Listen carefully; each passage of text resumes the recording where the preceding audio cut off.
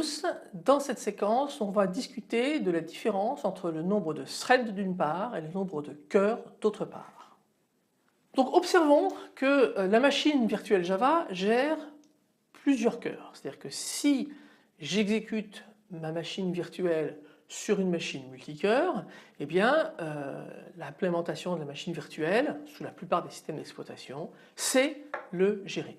Et en particulier, ça va se passer entre l'interface de la machine virtuelle avec le système d'exploitation pour implémenter les choses correctement. Et du coup, on peut imaginer que les threads, dans certaines conditions, peuvent être affectés à un cœur. Et donc si j'ai X cœurs, je peux exécuter jusqu'à X threads en parallèle si c'est envoyé avec les bons paramètres, etc. etc.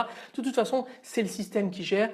Évitez de jouer à ce genre de choses, sauf quand vous faites de la programmation extrêmement pointue, extrêmement particulière, et en général vous passez pas par Java, vous passez par des mécanismes dédiés.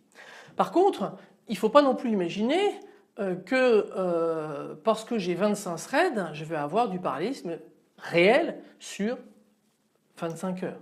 En particulier, vous imaginez bien que si je suis dans une situation où il y a plus de threads que de cœurs, eh bien je vais avoir un mix entre du temps partagé et du parallélisme réel.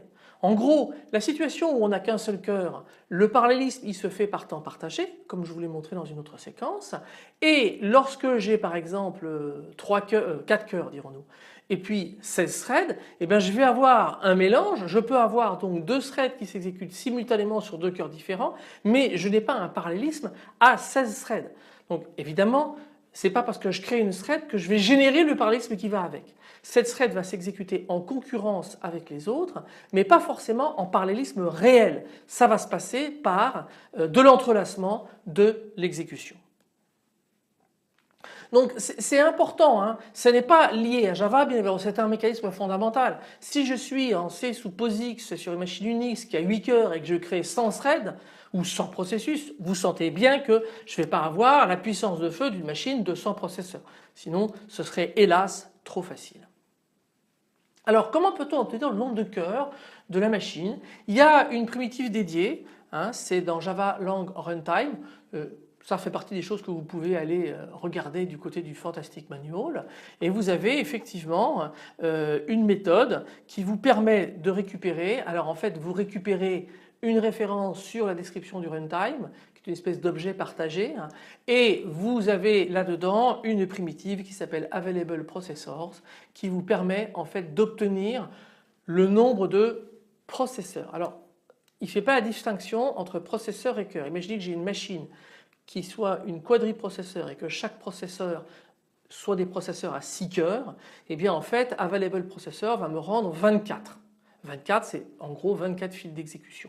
Si ces 6 cœurs sont multithreadés parce que c'est des Intel, et bien il va me rendre 48 parce que lui il va avoir le nombre de fils d'exécution qui sont rendus par le matériel. Voilà.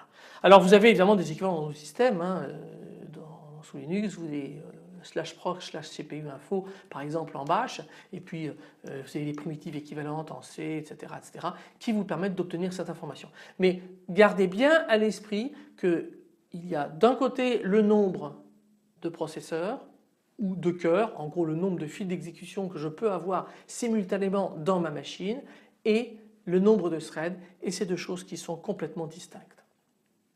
Voilà l'exécution de mon petit programme sur ma machine. Ma machine c'est un Core i7 avec 4 cœurs hyper threadés, et donc effectivement il me rend 8 fils d'exécution détectés. Je vous remercie de votre attention. À bientôt.